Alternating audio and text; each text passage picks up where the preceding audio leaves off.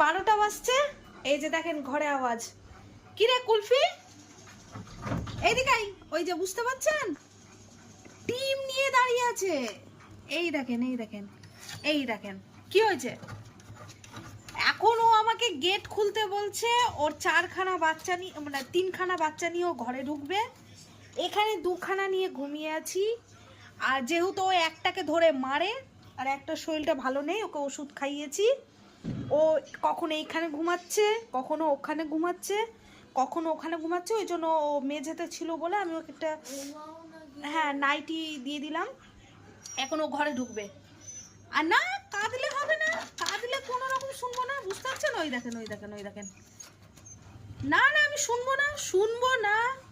ঘরে ঢুকার জেদ করলে হবেই না। আর বাইরে বিছানা করে দিয়েছি, ঘরে ঢুকবে, যুদ্ধ লাগিয়ে দিয়েছে ও রাত্রে 12টার সময়।